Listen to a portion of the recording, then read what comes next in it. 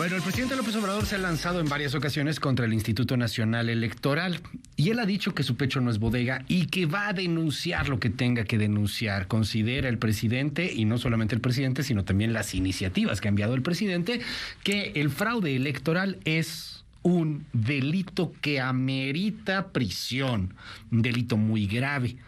Y bueno, tenemos uno de los sistemas electorales más complejos en el planeta, más caros en el planeta, pero también hay que decirlo, pues de alguna forma más eficientes en el planeta. Los votos se cuentan por los mismos ciudadanos. Hay una cantidad importante de reglas dentro de una elección. Por ejemplo, hay candidatos, precandidatos, periodos de veda, es decir, donde calladitos. Nadie, tranquilos, que nadie habla de nada. Y otros periodos donde todo mundo está dándose hasta con el último sartén de la cocina. Ok. Antes, en el neoporfiriato, supongo, los presidentes no hablaban en veda electoral. Peña Nieto cerraba el pico, igual que Calderón.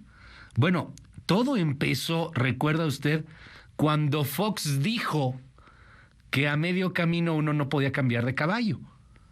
Ni siquiera dijo voten por el PAN abiertamente, ¿no? O sea, a mitad del sexenio dijo a medio camino no se puede cambiar de caballo y se armó la de Dios es Padre y terminaron cambiando la ley.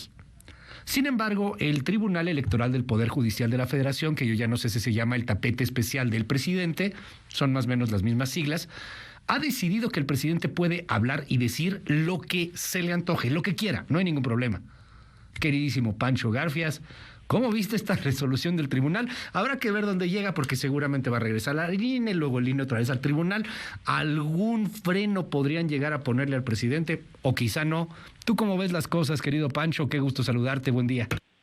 Pues mira, oyéndote y viendo lo que lo que ocurre, pues efectivamente esta determinación del Tribunal Electoral del Poder Judicial de la Federación o el tapete especial del Poder Ejecutivo, como tú lo llamas. Puede ser también, pues, mira, ilustra, Luis, que la división de poderes en México es pura fantasía.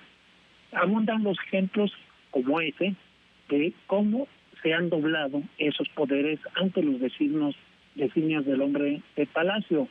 Efectivamente, el tribunal le permite al presidente hablar en un periodo electoral de elecciones en la mañanera, donde sabemos todos hay propaganda negativa en contra de la oposición. Otro ejemplo que ilustra esto que te estoy diciendo es la famosa consulta popular sobre el juicio a los expresidentes. Recuerda que la Suprema Corte de Justicia la aprobó sin demora y sin vergüenza, Luis. Quería Rosario Piedra también como titular de la CNDH, no tenía la señora la mayoría calificada requerida en el Senado, pero Morena se las ingenió para sacarle la vuelta al requisito y Rosario Piedra es la ombudsperson actualmente. Y así podríamos seguirle. Otro de los últimos señales de esta ausencia de la división de poderes es que cuando el presidente dice que a su iniciativa eléctrica no hay que moverle ni una coma. Ayer, en la Cámara de Diputados, en la Comisión de Economía, había un dictamen que hablaba de la inviabilidad de esa reforma por poner en riesgo la competencia y los precios. Bueno, la sacaron de la agenda del día, alegando que estaba ya fuera de tiempo, y finalmente va directamente a la Comisión de Energía este viernes para ser aprobada enseguida por el Pleno en mayor discusión.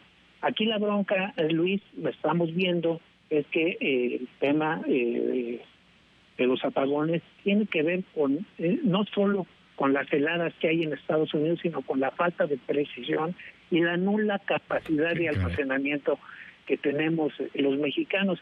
Ayer hablaba yo con José Luis Luege, él fue titular de la Conagua en su momento. Y de Conagua, efectivamente, pero está muy metido en este tema, estuvo en el Parlamento abierto que se hizo antes de sobre esta iniciativa eléctrica, y él me decía que en los gobiernos anteriores se pagaba una cobertura para enfrentar eventualmente este tipo de contingencias, pero con la cuarta transformación esa cobertura se canceló, y hoy, Luis, estamos toreando el problema con carbón y con combustóleo, o sea, nos estamos de vuelta prácticamente en los años 70, 80, Luis.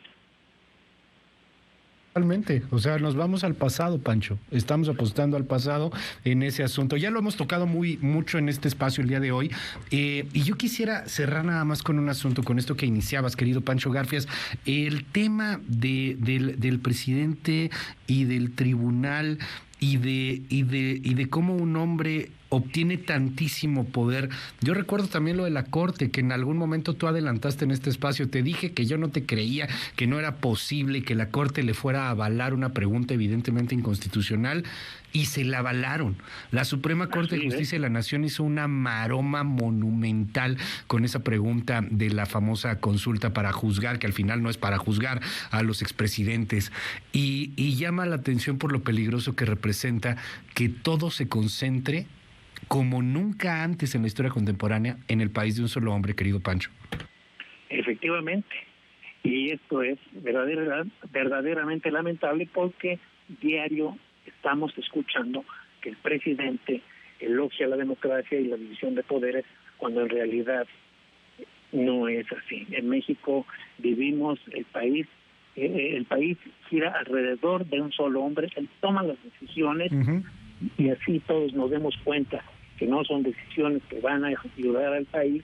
Pues como tiene la mayoría en el Congreso y tiene el poder, sí, claro, la manera de convencer a jueces, a magistrados, a ministros de la Corte, pues se hace lo que él dice. Pues sí. De ahí la importancia, Luis, de recuperar los contrapesos, y tenemos los mexicanos la oportunidad de hacerlo el próximo mes de junio. A ver qué decidimos. Porque también ese es el tema, ¿eh? O sea, a lo mejor el fondo es, pues, un pueblo que quiere eso. Ahí sí, pues, ¿qué hacemos? Ahora sí lo de Salgado Macedonio, ¿no? Voy a retomar palabras que le escuché a Aguilar Camín, en el sentido de que si vuelve a tener mayoría Morena con todo lo que hemos vivido, entonces vivimos en un país de marcianos. ¿De qué? De marcianos. De marcianos. No, bueno, pues por ahí hay una frase que es muy agresiva quizá, pero dicen que si los gobernantes son idiotas, pues a lo mejor hay pueblos que están bien representados, ¿no? Bueno, yo no me iría tan lejos. Muy fuerte.